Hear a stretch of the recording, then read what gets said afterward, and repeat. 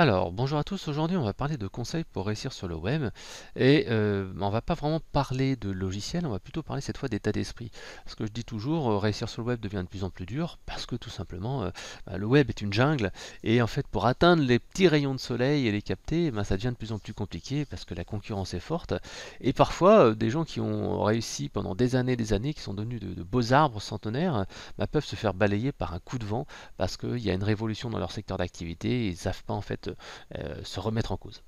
Alors là, je vais donner en fait des conseils un petit peu globaux qui viennent de mon expérience parce qu'il n'y a pas qu'un seul moyen de réussir sur Internet. Pour moi, il y en a des dizaines selon ses compétences, ses budgets, etc. etc. On peut réussir de manière différente. Alors, par contre, il y a une constante qui est simple. La première, c'est justement faire simple. En fait, le problème, c'est que il y a beaucoup de gens qui essayent de faire quelque chose de trop compliqué. Moi, je dis toujours qu'un concept doit aller droit à l'essentiel. Il ne faut surtout pas chercher à faire le couteau suisse, c'est-à-dire à proposer 50 000 fonctionnalités, à essayer de faire une encyclopédie de son secteur d'activité. Au contraire, il faut répondre à un besoin et le faire le mieux possible. Donc, ça passe dans tous les éléments du web. Alors, bien sûr, quand on a un produit, ça se transpire tout à fait par les fonctionnalités du produit. Mais quand on est sur un site internet, c'est la même chose. Tout doit être simple dès le départ. Par exemple, sur une home page, vous ne devez pas avoir 50 appels à l'action, mais il doit y avoir un appel à l'action principal sur la ligne de flottaison, c'est-à-dire là où on se trouve sur le site web. Et ensuite, bien sûr, si la personne elle veut scroller un peu plus, on peut lui inciter à télécharger un livre blanc, à assister à un web séminaire ou des choses comme ça. Mais dès le départ, on lui dira plutôt fais ceci, contacte-moi pour cela, etc., etc. Donc pour conseil marketing, si vous regardez, vous verrez que ce n'est pas trop le cas, tout simplement parce que le blog est encore en mode magazine.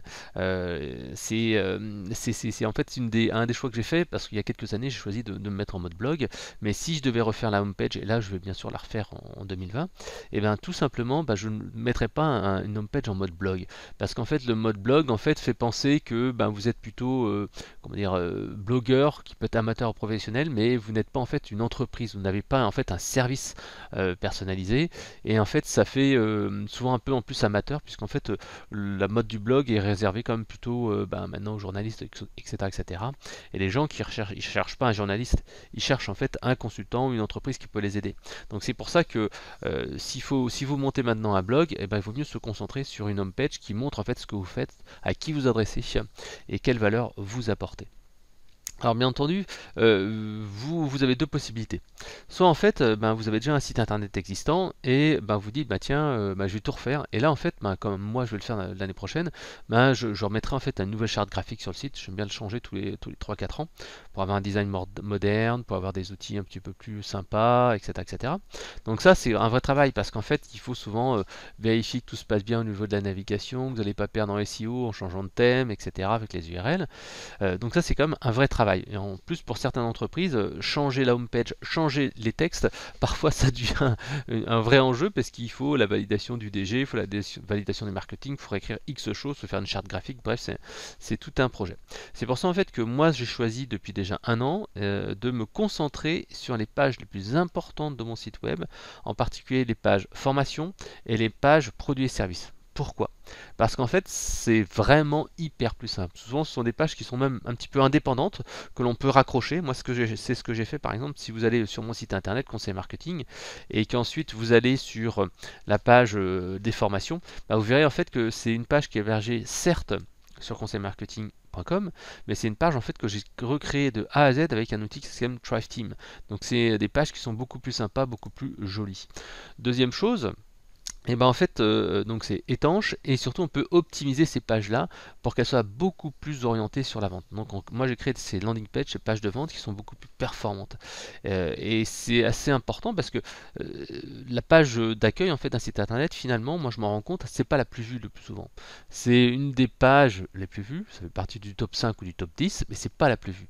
Souvent en fait ce sont des pages tarifs, prix, ou des gens qui arrivent via un blog et qui arrivent sur des pages particulières et c'est ces pages-là qu'il faut optimiser pour capturer les prospects. Et ensuite, vous avez la page de vente qui est là pour convaincre. Donc les pages de vente pour moi c'est beaucoup plus intéressant et je vous invite à utiliser un outil comme Thrive Team qui est sympa ou si vous n'êtes pas trop branché solution anglaise, il y a des outils comme Systemio aussi qui sont assez sympas. Donc dans le domaine des landing pages, vous avez deux types de landing page. Vous avez le modèle court que moi j'utilise pour mes petits produits. Généralement un modèle court c'est une page en ligne de flottaison avec une vidéo, quelques argumentaires, éventuellement une mini FAQ juste derrière pour expliquer pourquoi c'est intéressant ou un témoignage ou deux. Mais bon voilà, le modèle de landing page court, il est simple, il est utilisable lorsqu'on a à vendre un petit produit ou alors tout simplement on doit tout simplement proposer un livre blanc à télécharger, s'inscrire à un web séminaire. Dans ces cas-là, il ne faut pas en rajouter des tonnes, il faut vraiment aller à l'essentiel, il faut expliquer pourquoi c'est important et immédiatement faire passer à l'action. Parce que si vous rajoutez en fait trop d'éléments, par exemple vous voulez faire un web séminaire et vous racontez par le détail ce que vous allez faire, ce que vous allez faire ceci, etc. etc. Ben, d'une part, bon, c'est long à faire, mais bon, c'est pas le plus important. Mais en fait, les gens peuvent dire ouais, mais attends, c'est pas exactement ce qu'il me faut, etc., etc. Donc vous risquez en fait d'avoir de la déception et dans ces cas-là, il vaut mieux simplifier et faire un landing page plus court. Le deuxième type de landing page, c'est le modèle long. Alors le modèle long, qu'est-ce que c'est? C'est une page qui fait 4, 5, 6 scrolls de long, donc c'est souvent une page qui est très très longue. C'est une page en fait qui permet de prouver la valeur ajoutée. C'est une personne qui doit faire son choix et en fait le but de cette landing page là doit être tout simplement de sortir tous les arguments contraires ou répondre à toutes ces interrogations et ces questions qui feraient qu'elle ne va pas acheter. Bon, plutôt en fait vous allez plutôt faire en sorte d'expliquer pourquoi la personne doit acheter. Et en fait, c'est comme dans une séquence d'email. Le plus intéressant de se dire, c'est dans cette séquence d'email, vous allez vous expliquer pourquoi en fait le problème est important, comment vous la rassurez, pourquoi vous êtes légitime dans ce domaine, etc., etc. Donc vous expliquez ça et ensuite vous mettez les arguments. Cette landing page, c'est exactement ça. C'est expliquer qu'est-ce que vous allez recevoir dans la formation, le fait que ce soit satisfait remboursé, le fait qu'il y ait un bonus, le fait qu'il y ait un timer qui permet de dire bah tiens, attention, l'offre s'arrête à telle date, les témoignages, bref, tous ces trucs-là sont vraiment intéressants. En complément de cette landing page, moi ce que je vous invite à faire, c'est également travailler sur les pages d'upsell, de cross-sell et de downsell.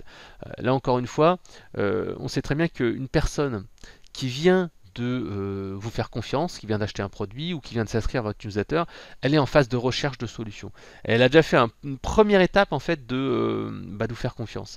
Et bien tout simplement, c'est le moment d'aller proposer directement un produit payant. Donc c'est pour ça que souvent, juste après le téléchargement d'un livre blanc, donc la plupart des gens mettent une page merci, consultez votre adresse email, etc. Et pourtant, ce qui est souvent le plus rentable, c'est proposer directement une offre exceptionnelle réservée aux nouveaux abonnés. Et là, en fait, vous faites votre première vente avec un petit produit d'entrée de gamme. Vous pouvez également le faire avec un client qui a déjà commandé, c'est la fameuse offre de cross-sell ou de upsell. C'est-à-dire que la personne vient de commander un produit et vous lui vendez un produit qui est un peu plus, qui est plus cher. Généralement, vous pouvez faire 50% plus cher que le prix essentiel. C'est-à-dire que par exemple, vous avez payé vous avez vendu un produit à 100 euros, vous pouvez très bien monter jusqu'à 150 euros, voire 200 euros pour le produit en upsell qui est derrière. Donc en fait, le principe est simple, vous faites votre landing page, juste derrière, en fait, la personne a son formulaire de commande, donc elle commande. Une fois qu'elle arrive sur la page de remerciement, enfin l'ancienne page de remerciement, vous faites un message, merci, voici des informations importantes sur votre commande, et derrière vous dites, bah tiens, voilà, je vous offre aussi en bonus tel truc, tel truc, tel truc, ça est complémentaire au produit précédent, et vous pourrez avoir ceci, cela. Voilà, donc ça c'est vraiment le tunnel de vente classique. La page de vente, le formulaire, l'upsell, éventuellement un autre upsell derrière, et ensuite, si jamais aucun upsell n'est choisi, vous pouvez faire un downsell, c'est-à-dire que vous voulez pas ça, mais par contre je vous offre une version beaucoup moins chère, ou avec moins de services, ou moins de produits, etc. Voilà. Donc bien entendu, en amont de cela, il est important de travailler sur le persona, c'est-à-dire le client type, parce qu'en fait, c'est vrai que c'est bien de travailler sur une landing page, mais si on ne sait pas à qui on s'adresse, quels sont les besoins, ses problématiques, ce qui le fait rêver, ce qui fait pas dormir la nuit, et bien à ce moment-là, vous aurez vraiment le moyen de pouvoir convaincre cette personne via cette page d'accueil que vous connaissez son problème. Vous deviendrez même peut-être entre guillemets un ami ou un familier, et après, une fois que la relation de confiance sera faite, vous pourrez vendre. Voilà. Donc, pour trouver son persona, bien entendu, vous pouvez aller voir les commerciaux, vous pouvez aller voir comment dire, des gens sur votre page fan, sur LinkedIn, etc., etc. Mais rien ne vaut en fait une rencontre en face à face parce que c'est là que vous allez vraiment pouvoir interroger, interagir avec les gens et comprendre en fait le sens caché de leurs besoins.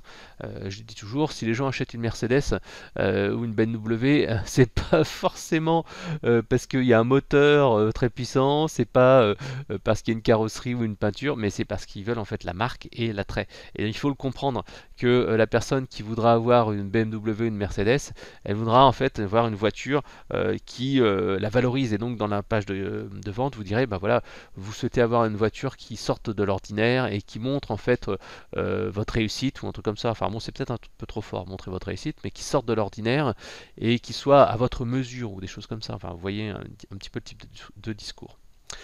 Voilà, donc ça c'est vraiment la base. Travailler ses landing pages. Bien entendu, si vous voulez avoir des exemples, il y en a un très bon, enfin bon, un que j'aime bien, c'est la page d'accueil du site de Tony Robbins, qui est un marketeur américain. Et c'est vrai que dès le départ, on voit aussi une grande phrase, un appel à l'action. Et en fait, après, il explique un peu ce qu'il faisait, avec bien sûr des propositions de web séminaires, de formation, de coaching, etc., etc. Voilà. En France, il y a également une page d'accueil qui est assez sympa, c'est celle de Rudy Villard, de Web Marketing Conseil. Il explique pas mal en fait ce qu'il fait. Il a en plus des grosses images avec lui. Il y a vraiment un design qui se détache, donc c'est assez bien fait. Donc je vous invite à regarder la page de Rudy Villard.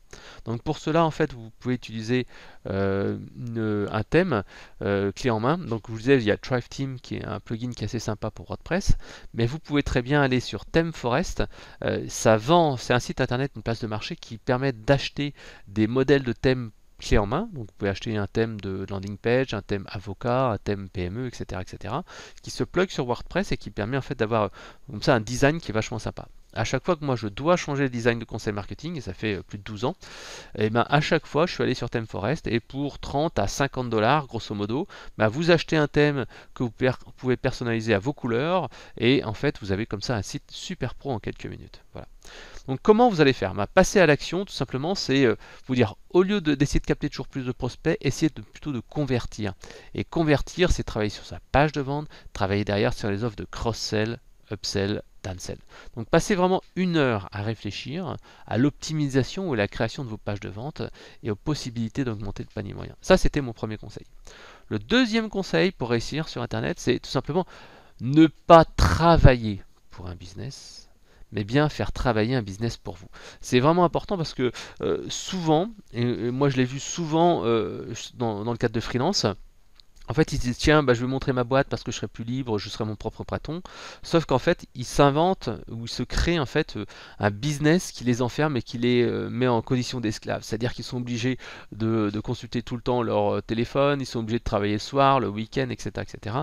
Et en fait, c'est facile de se rendre un peu coupable et se dire, mais si je travaille pas, si je pars en vacances, mes clients vont m'en vouloir, etc., etc.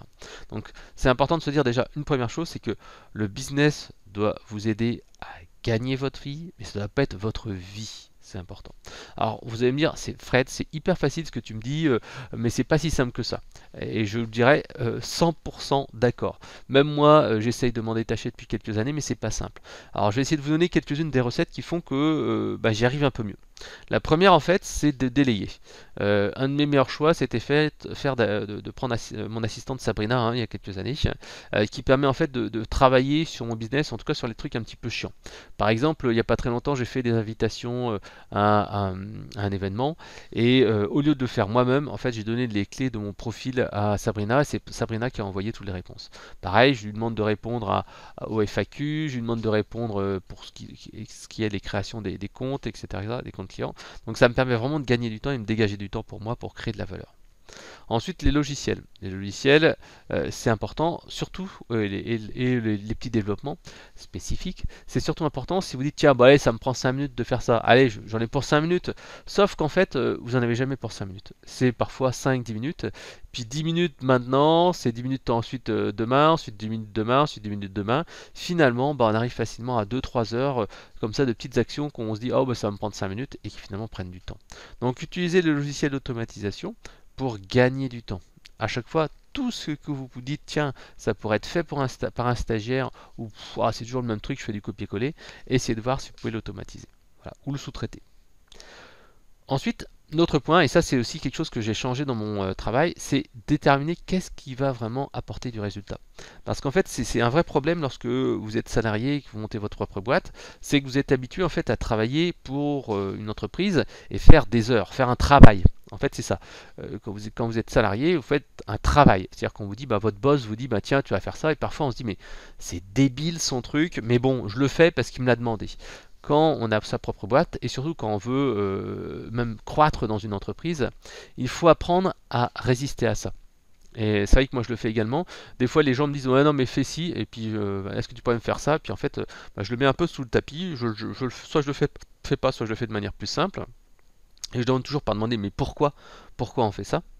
Et ben parfois en fait je me dis bah non je préfère faire ça, ça, ça, telle action qui va donner vraiment des résultats, des trucs concrets plutôt que de faire du travail en fait. Et là en fait c'est se dire si je fais ça, mais pourquoi je le fais?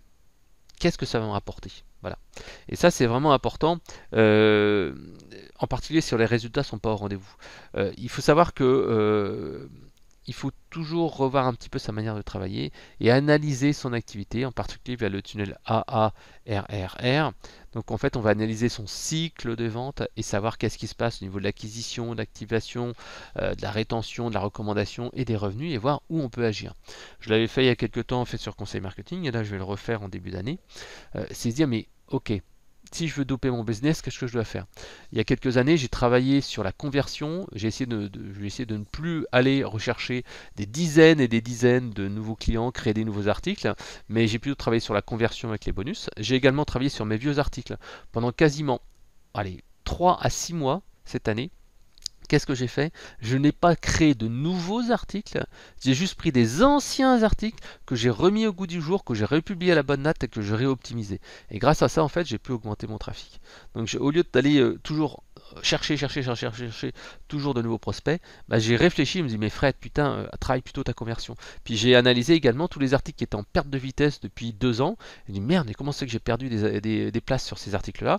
Ceux qui n'étaient pas intéressants, hop, c'est pas grave, je m'en suis séparé, enfin je m'en suis séparé, je ne les ai pas actualisés. Et par contre, les articles qui étaient sur des mots-clés essentiels, des mots-clés vraiment importants, je les ai reboostés, j'ai multiplié par 2 souvent, voire 3 la taille de l'article. J'ai fait des liens entre différents articles, je les ai mis dans mes séquences de republication automatique sur les médias sociaux. Bref, je les ai mis aussi sur mes séquences de marketing automation par email. Et bam, tout de suite, ces articles-là ont pris un coup de boost, à la fois via le trafic que je leur apportais, mais également Google, il voit bien que s'il y a plus de trafic, si les gens restent plus longtemps sur ces pages-là, il va finir par les remonter. Voilà. Donc votre plan d'action, il est simple. Analysez votre cycle de vente au travers du tunnel AARRR afin d'identifier les points noirs que vous avez optimisés. Et ensuite, sélectionnez une action simple, rapide à mettre en place, ce que j'appelle la quick win, qui sont vraiment très simples. Des actions comme par exemple pour un emailing, changer le nom de l'expéditeur, créer un autre nom.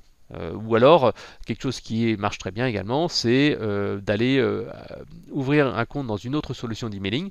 Moi, je dis souvent, j'utilise d'un côté GetResponse pour mes nouveaux clients, pour les séquences de marketing automation, et ensuite j'utilise Sendingblue pour la masse en fait des gens que j'ai inscrits dans mes newsletters mais qui ne sont pas forcément hyper actifs et qui sont non ouvreurs depuis X jours, ce qui me permet de les réactiver et d'envoyer en fait un message non pas tous les 3-4 jours comme je le fais en marketing automation, mais 1 à 2 fois par mois. Et ça en fait ça me permet d'aller payer beaucoup moins cher en solution d'emailing en ayant une liste d'emails qui croît. Donc voilà, donc ça c'est des choses qui sont importantes. Troisième conseil, capitalisez sur votre base d'email, mais également les nouveaux canaux et construisez un tunnel de vente.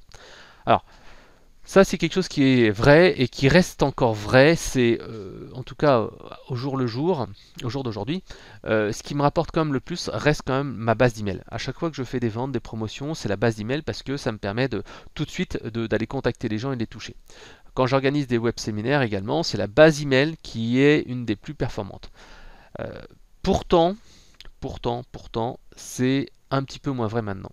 En effet, grâce aux techniques de growth hacking, au lieu d'aller se dire bah tiens je fais un site internet ou j'organise un salon et je fais ceci cela et je récupère des prospects, bah, on peut faire autre chose. Avec des techniques de growth hacking, on va aller directement essayer d'exploiter les carrefours d'audience. Je vous donne un exemple. La semaine dernière, le 21 novembre ou le 25 novembre, je ne sais plus exactement, j'ai en fait organisé un web séminaire. Donc dans ce web séminaire, on a eu plusieurs bases de recrutement. Donc il y a eu la base de l'entreprise, il y a eu en fait la solution de web séminaire qu'on utilisait qui s'appelle WebIKEO, sur laquelle en fait on annonce et eux aussi ils ont une base de prospects. Et en complément de cela, donc bien sûr j'ai envoyé sur une base d'email, j'ai envoyé des notifications via le navigateur, mais j'ai également fait une grosse campagne sur LinkedIn. Et finalement, cette campagne sur LinkedIn, elle m'a rapporté, je crois que c'est 110 ou 120 sociétés, hein, contacts intéressés, alors que par l'emailing, je crois qu'on était à 200 ou 300. Donc en fait, grosso modo, ça a ramené un tiers de la base. L'emailing en a rappelé à peu près un tiers, et tout ce qui est les partenaires, les réseaux sociaux, un tiers. Donc on voit bien que grâce à cette action pour aller exploiter un carrefour d'audience, donc je suis en B2B, ça permet d'aller chercher de nouvelles personnes. Et ça c'est important parce qu'autrement votre base elle se sclérose. Au bout d'un moment vous avez envoyé 4, 5, 6 emails, et bien en fait les personnes sont beaucoup moins sensibles, ne lisent plus les emails, etc. Et deuxième chose en fait, souvent vous êtes un peu limité aux personnes que vous connaissez, au secteur d'activité, et aller chercher sur des carrefours d'audience permet d'aller toucher de nouvelles personnes qui soit en fait vont pas sur internet, soit en fait vont sur d'autres réseaux, etc. etc. Voilà. Donc le principe, il va être quand même toujours assez identique, hein. Attirer des prospects les plus chauds possible. Donc via de la pub, Google Ads, Facebook Ads, etc., etc. Proposer ensuite une offre irrésistible dans l'échange des coordonnées pour en fait récupérer les coordonnées. Ensuite, les séquences de messages, 3 à 5. Généralement pour un petit web séminaire, suite à un web séminaire, moi j'aime bien en mettre, on va dire 3. Si c'est une séquence avec un livre blanc et que la personne n'est pas mature dans son achat, je pense que 5 à 7 c'est pas mal. Attention à la sursollicitation, parce qu'en fait un des problèmes parfois que je rencontre, c'est qu'en fait on va prévoir par exemple 10 emails, une séquence de marketing automation, sauf qu'en fait, voilà, les gens en fait, ils sont énervés. Ça les énerve de recevoir des messages de votre part. Non, mais j'ai arrêté de me harceler avec vos messages, etc., etc. Donc parfois, en fait, il vaut mieux essayer de limiter ce nombre de messages et en faire 3 à 5 lorsqu'on, par exemple, les personnes participent à un web séminaire, plutôt qu'en faire 10. Autrement, ça les énerve vraiment. Voilà. Proposez ensuite un appel à l'action une fois que votre séquence de marketing automation est réalisée. Donc toujours, hein, ça peut être proposer une démo, proposer un rendez-vous, participer à un événement physique ou des choses comme ça. Donc créer un événement, pas juste tiens on s'appelle, mais vraiment voilà, créer un événement. Et à la fin, bon, bien sûr, vous avez la phase vente, soit au téléphone, soit par la landing page. Voilà. Ce qui est important aussi de se dire, c'est qu'il y a d'autres canaux. C'est ce que je vous disais juste auparavant. Communiquer avec ses prospects, donc par email, c'est la clé. C'est ce que je vous disais. Marketing automation accompagné de téléphone, c'est important parce que on ne vend pas que par email. Moi, je sais que la plupart des belles ventes ou des clients qui ont été vraiment satisfaits, ce sont vraiment des clients à qui on a échangé, on a discuté par téléphone, il y a une relation de confiance, etc. Et tout de suite, vous êtes beaucoup plus efficace. Mais donc il y a d'autres choses. Par exemple sur Twitter, vous avez par exemple des bases aussi de contacts qui vous suivent. Là c'est dommage de ne pas les solliciter. Par exemple moi j'ai plusieurs dizaines de milliers de personnes sur Twitter. Et sur Twitter en fait j'envoie maintenant un direct message à une sélection de clients français, sur telle région, etc., etc. Et je leur dis, tiens, voilà ma dernière actualité, qu'est-ce que tu en penses, etc., etc. Sur LinkedIn, j'utilise LinkedIn Helper, qui est un super outil qui permet en fait d'aller envoyer des messages, répondre automatiquement, etc. via LinkedIn. Donc c'est vraiment un outil indispensable lorsque l'on est en B2B. Bon, bien sûr, vous avez toujours votre page Facebook, hein. La page Facebook, elle peut être accompagnée d'un groupe. Un groupe qui permet vraiment d'avoir une animation qui est beaucoup plus forte et une interaction qui est beaucoup plus forte. Également un chatbot Messenger, vous pouvez utiliser ManyChat ou toute autre solution de chat, qui fait que les personnes qui discutent avec la page, pas les gens qui like, mais les gens qui discutent, qui engagent la conversation, peuvent tout simplement après être inscrits dans une séquence et vous pouvez leur envoyer des messages, tout comme vous leur envoyeriez des emails. Bon, sur Instagram, c'est pareil, vous avez des outils pour envoyer des direct messages. Donc voilà. Donc les notifications par le navigateur, j'en ai déjà parlé tout à l'heure. Et bien entendu, n'hésitez pas à utiliser également vos contacts personnels, votre boîte mail, etc., etc. Moi, par exemple, dans mon fichier, ma solution de messagerie, moi j'utilise Outlook.com depuis très très longtemps, j'ai un répertoire qui s'appelle Contact Pro, et dans Contact Pro, je mets tous les influenceurs, tous mes contacts qui ont une liste, etc., etc., qui sont un peu influents, et je les mets là-dedans, et quand j'ai une grosse sortie de produit, généralement c'est 2 fois par an, je leur envoie un petit message, et donc je retourne sur mon répertoire Contact Pro dans mon Outlook, et tout simplement je fais un reply à partir du dernier message qu'on a envoyé, et ça permet de revenir dans les esprits et de ne pas faire message promotionnel. Voilà.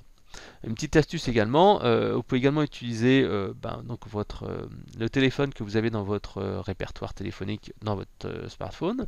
Et là, en fait, vous allez pouvoir tout simplement soit envoyer des SMS classiques, hein, dire désolé, je ne serai pas dispo, je serai content que vous veniez, etc., etc. Soit en fait, tout simplement, vous allez pouvoir envoyer également des outils avec VMS Online.